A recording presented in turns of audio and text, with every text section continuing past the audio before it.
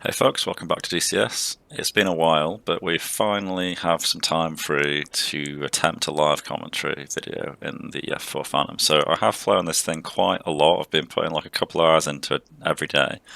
I just haven't had the opportunity to actually edit anything together yet, and the main reason for that is because the soundproofing in my house is really terrible. I live with a child and a cat, and it just gets quite difficult to record commentary if there's other people in the house. So what I tend to do is wait for my partner to be at work and my stepson to be at school, and I'll just like lock the cat out of the room. And I just haven't had an opportunity to do that yet because it's been the school holidays. We're in the middle of trying to move house, and I've got a new car being delivered for work pretty soon, so I'm trying to sort the insurance out. It's all been a bit of a nightmare, but anyway, we'll get into it. So what we're going to do is take off from Aldermire, I think we're at. We're going to take an air-to-air loadout. We're on Enigma's server, and it's kind of like an 80s weapon set, so that means AIM 7Fs and AIM 9 P3s, which are pretty decent.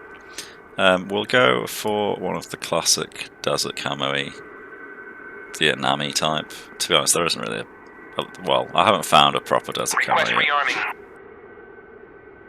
Copy. I hate that helmet though, I have to say. I'm also not a huge fan of the Jester wheel because it doesn't like appear straight away, and I think sometimes it decides arbitrarily to use the mouse and sometimes it doesn't. So we're going to tell the crew chief to put some start cartridges in. And we're going to put the generators on, which won't really have power available yet because the engines aren't running. We're going to put the engine start motors on. Cartridges loaded. So to do this, Rearming complete. you flick this left. You press the left engine igniter and you forward it to 50% and then you pull it back. You can then let go of the left flicky switch but hold the igniter down. You hold the igniter down until you see the temperatures start climbing up, which it seems like they did when I wasn't looking. So I can let go of that now. To the right igniter, forward the throttle.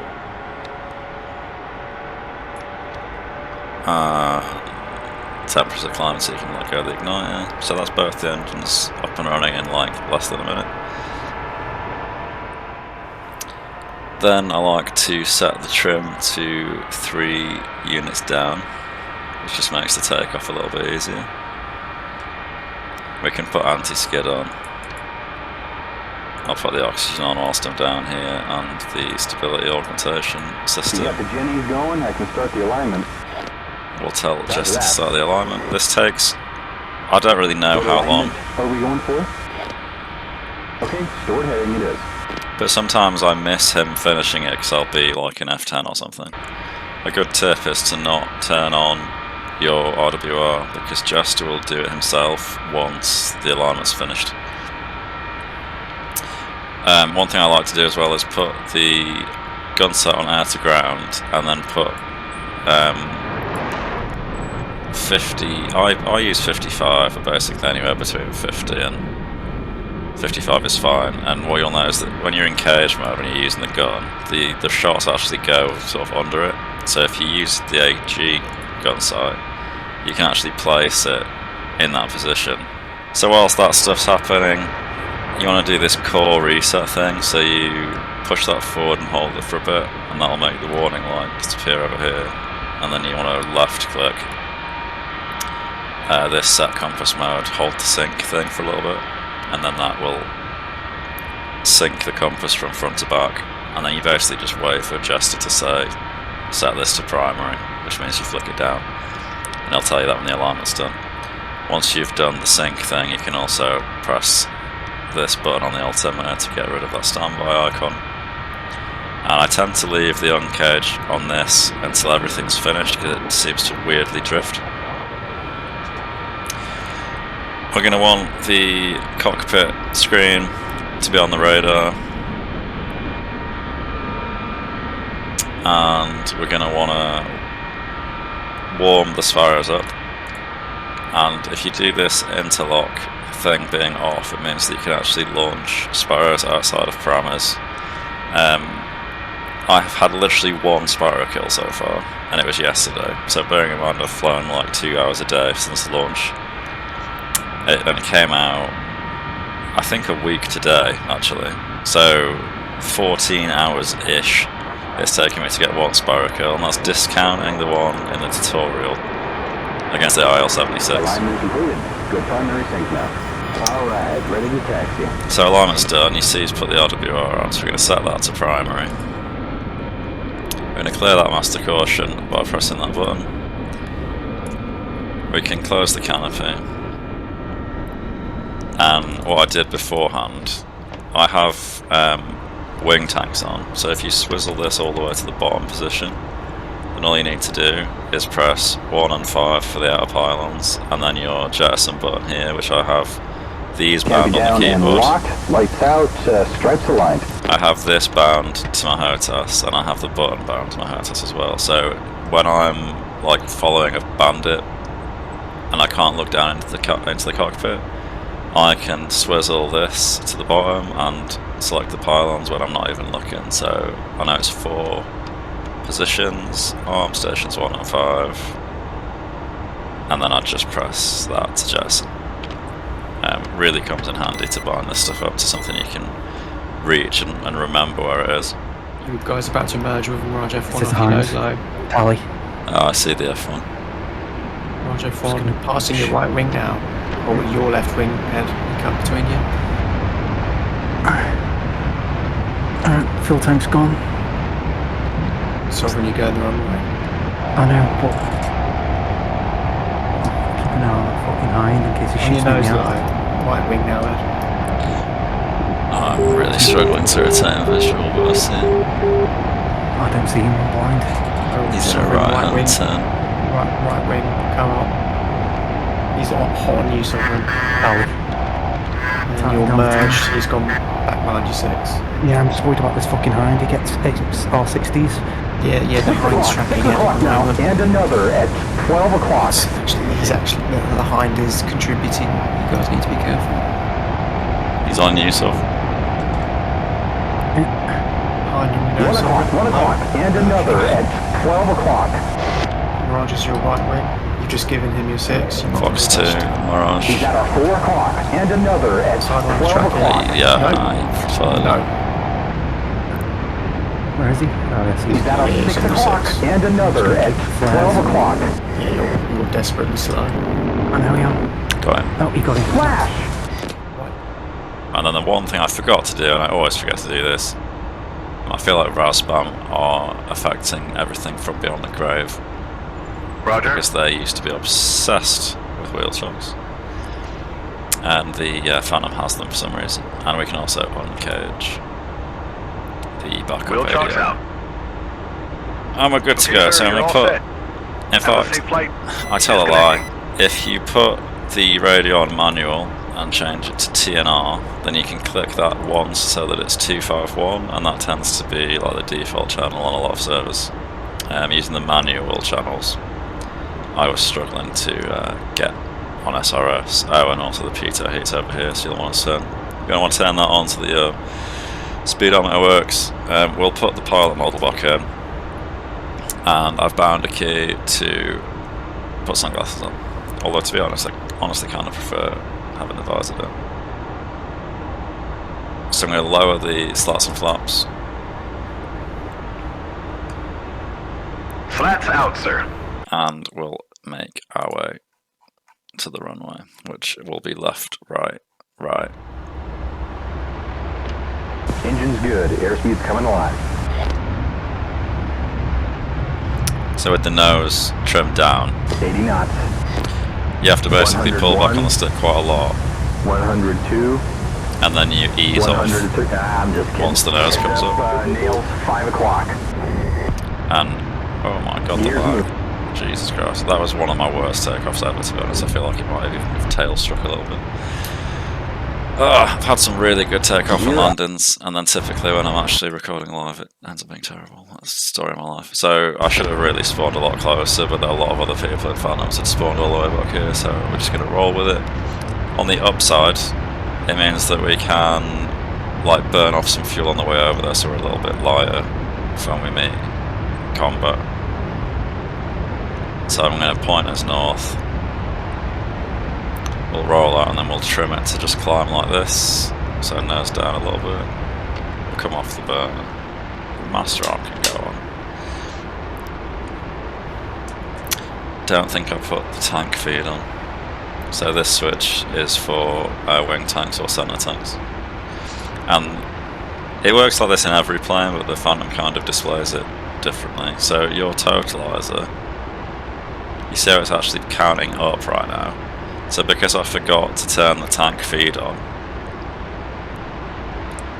it kind of boosts the fuel level up every once in a while. So full internal fuel is like £12,000. So it's going to tick down a little bit, and then periodically it'll kind of boost it back up. And whenever it's not boosting it up, these lights will come on. So that doesn't necessarily mean that your tanks are empty, it just means that they aren't currently feeding. So the best way of knowing that your tanks are empty is if you have them, at least for the wing ones. I've never actually taken a center one because it blocks use of some of the sparrows. You want to wait until your fuel total is below 11,000, which mine is, but it's because I forgot to turn them on beforehand. To be honest, I thought it would start climbing up faster. But when you're in burner, your fuel can actually struggle to feed fuel fast enough. So there's like a little switch just here. Actually, no, it's there. For check engine feed tanks, if you click that, it changes the total, and there's basically always 1,400 litres in the feed tank. But if you're in burner and you're excessively using burner, then you can basically exhaust the capacity of the feed tank and get your engines potentially could flame out. I haven't actually had it happen yet personally. Got nails, 11 o'clock. But it is a concern. So, how is the Phantom then, since we're just sort of flying in? Personally, I really don't like Jester. I find that even though the radar is not great, and we knew it wasn't going to be great, it was accepted it wasn't going to be very effective. Jester is abysmally awful at using it, and I can't tell whether it's bugged or not. I've heard mixed reports that it is or isn't working as it should be, but I don't know whether it's just me. I've seen other people get ridiculous kills with the sparrows. Jester seems to find friendlies that are 40 miles away on the deck, or 20,000 feet above me when I'm on the deck, without me having to tell him to look at those altitudes or ranges. But when I very specifically tell him to look for an enemy in a certain area, he will never find it, and he never seems to find anything of his own volition either. So for example, over the last few days there have been Mirage F1s. I think it was probably the same guy doing recon, but he'd take off, he'd climb to like 40k, and he'd just blast along over our lines, and I would see him in cons from 40 miles away, chase him down and get right up behind him close enough to gun kill him, and Jester at no point would see him on the radar. And I just feel like if he's that bad, then it's almost not even worth bringing sparrows. They're practically dead weight. So I have toyed with the idea of not bothering with them, but sparrows to me are like the only reason to fly this thing, so I feel quite determined to try and make them work, but currently it's just pure misery. So not having a super fun time with it in terms of BVR. It's quite competent within visual range, but only in one-on-ones, and you're better off if you ditch your sparrows when you merge, and definitely better off ditching your tanks, obviously. But you can out-accelerate everything from low speed, and your climb rate's pretty damn good, so the rule of thumb is to just stay above people, and when you're manoeuvring on them, do it when you're diving, like dive through your turns, don't flat turn. If you're going to climb, then ease off the stick and do it without turning. Your energy is your life, literally. So it's very important that you maintain it. Let's see if you can get the radar on it. No chance. We've got a 12 o'clock, 3 miles. Okay. You're turning on that Mirage. Okay. I don't know what Fishbed is tracking at the moment, but he is 3 miles from 6. You might be clear to go fast too. Who's just climbed vertical really fast? Me and you. Then both. Dead ahead. Got the F-4E. Okay. Hardest thing to manage for me at the beginning was the fuel burn rate, because you really, really, really, really go through the fuel insanely fast. If you're in burner on the deck, then you have like barely 5 minutes of fuel. And sometimes singular dogfights against competent opponents can take that long on just one target. So the logistics of how many weapons to bring and what you expect to get done becomes quite complicated, because if you don't kill them at the merge or sneak up on them, then the amount of time it can take to will their energy down in order to kill them with a gun or a missile, it renders the weight of those items that they just drag you down for no good reason. Anyway, so we're getting within about 50 miles of the action now. Fuel total is ticking up, so I'm still not sure yet whether the tanks are actually empty or not. So there is a guy at 18,000 feet off my left, 56 miles away. So that's a little bit far off the radar to see. I think you'd be lucky to see a Fishbed within about 20. So there's two MiG-15s closest target, which I should be able to handle quite handily, because they just can't catch me, especially not in the vertical, and they don't get missiles. So what I'm hoping we'll do is need to ditch the fuel tank by the time we get to merge range.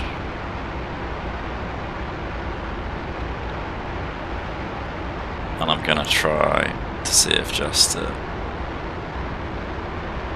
can see. How can I do this? Basically just gonna have to tell him to scan Wilco. the deck up to 30 miles away. 291s. This MiG-15 is actually cold from me right now, and he's in that direction on the deck.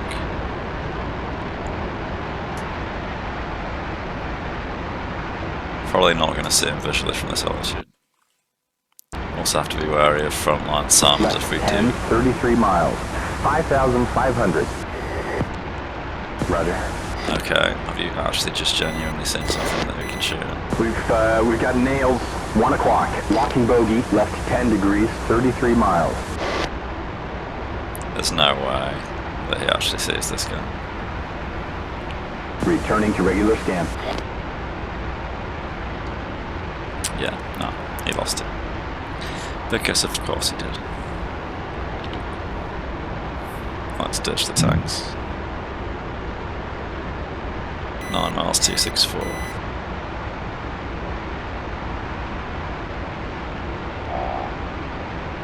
Oh, wait a minute. Locking bandit. Left 5, 25 miles.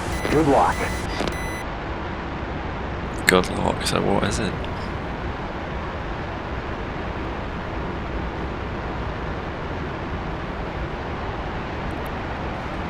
I don't know whether to trust that this is actually a contact or not.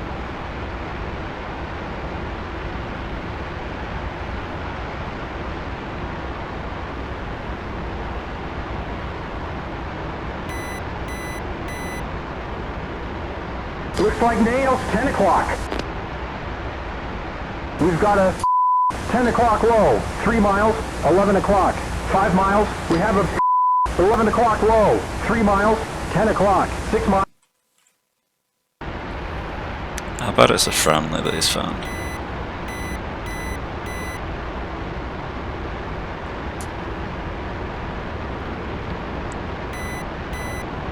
"17 miles.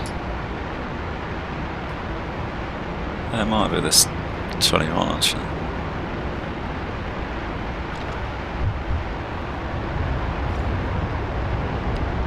I don't see it though.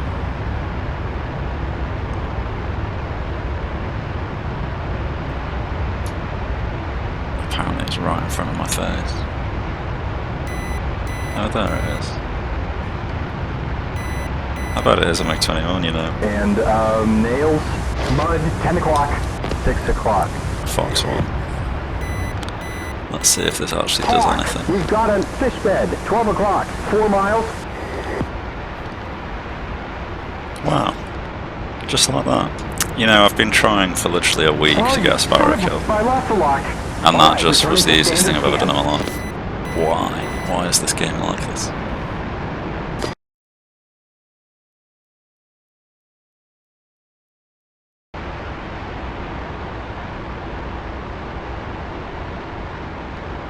So there are actually quite a lot of friendlies in that direction. We might be able to use them to distract the 29.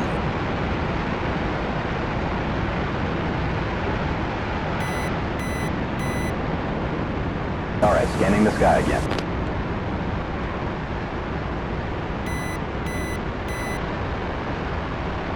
I don't know if he's coming for me though.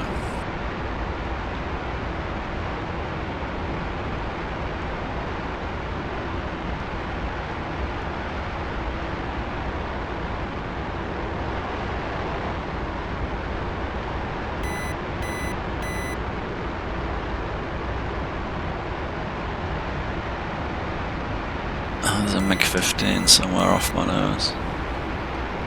12 o'clock, 3 miles. Can do that.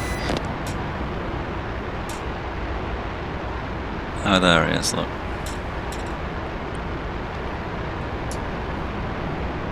Copy.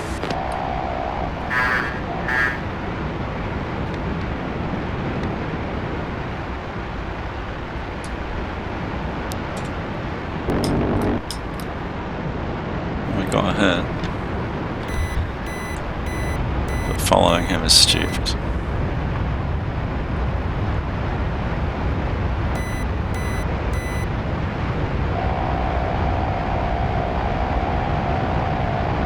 I just dared to look away for 3 seconds to look at the EWR force and he's disappeared.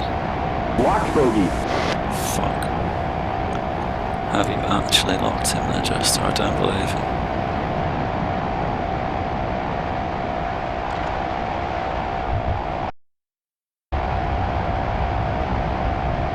Yeah, nice behind me somewhere. Back to scanning again. I'm picking up nails on the nose. Still got 8,000 pounds of fuel.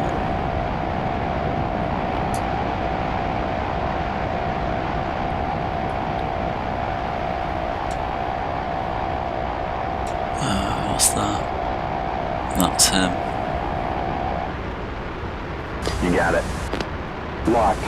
1 1000, 2 1000, 3 1000, 4 1000. Shoot! Please work, it's working. Yes, kill him, please. Oh my god. So, I can't believe how easy it is to get spiral kills all of a sudden. I can't believe it's taken me a week to get one. 7 o'clock. 1 o'clock. Back to standard scan.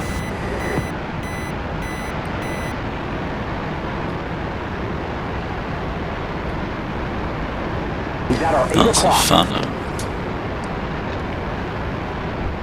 That's a Phantom as well. He's behind us. Shake him. Oh, there he is. Look, bless him.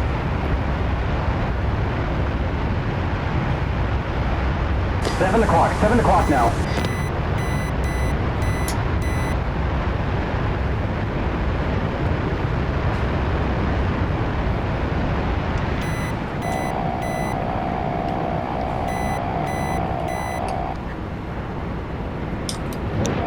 Fox 2. Splash. I feel like we're doing pretty damn well. Nearly an ace. Fuel. Oh, fuel's not great. I also feel like some of the kills were pretty cheap because they were just against things without missiles. Hey folks, so just hopping in post commentary to round the video off and give you a bit of a summary. I know I wasn't talking too much to the latter half because I was trying to concentrate. I'll do another video at some point where I'm a bit more clued up on what I'm doing and I find it a little bit easy to multitask and I can explain more about when I'm using like Jester context or when I'm trying to use both sides myself and that kind of thing. Best results with the radar have been to put it in cage mode and then tell Jester to lock the thing that's in the crosshair rather than using CAA mode, the ACM mode. I've really not had a lot of luck with that at all. Moving on, I'm going to be trying to do a ground attack sortie at some point without having watched any videos or read the manual or anything. I feel like a lot of the Phantom is actually quite intuitive. Things in the cockpit are quite well labelled, it's all like rotary dials and stuff. So I'm going to see if I can figure it out in a live server without any like forewarning on any part of it, and then we can rely on the in-game menu to help if need be. Pretty nice landing there. Textbook landing, nice. Thank you, Jester. I feel like that made up for the terrible takeoff, which hopefully you'll see better examples of in future videos. I am off all this week, so I'm going to try and churn out a video a day, but please don't bank on that because we've got house viewings, people coming in constantly. The house has to be kept in a ridiculously good, tidy state so that people actually want to buy it. It's a living nightmare. Honestly, the Phantom couldn't have released at a worse time. I've just been up to my eyeballs and stuff. I've got a lot of stuff going on at work as well. This week off was basically trying to organise that, but now it's going to be to try and manage house viewings as well as getting Phantom videos out. Yeah, so bear with me. And I hope that you get your fix through, if not this video, then future videos. I know this has been a very long one, I just don't have the time to edit it down. And honestly, I feel like it was more of a raw run of how I feel about stuff. Like, I feel like if you edit it too much, it stops feeling as genuine. So, goal for the week is going to be to get an ace with some Sparrow kills involved. And also show off the gun a bit more, because it didn't really come in too much today, as well as the ground attack stuff. And I'm working on a video that's examining how I feel that the Phantom being modelled to a higher degree of fidelity than everything else on the server is actually bad for the Phantoms. Like, in terms of game balance, I feel like the Phantom's actually in quite a bad spot, but I don't know how long that video will take, because I'll need to gather lots of different footage from external sources and blah blah blah blah. Might be a bit of a nightmare. But anyway, I hope you've enjoyed this one, folks. I hope you got your fix. I'm sorry it's been forever since I actually put a video out, so hopefully this will keep you ticking over until the next one. So thanks a lot for watching, and I'll see you then. Cheers.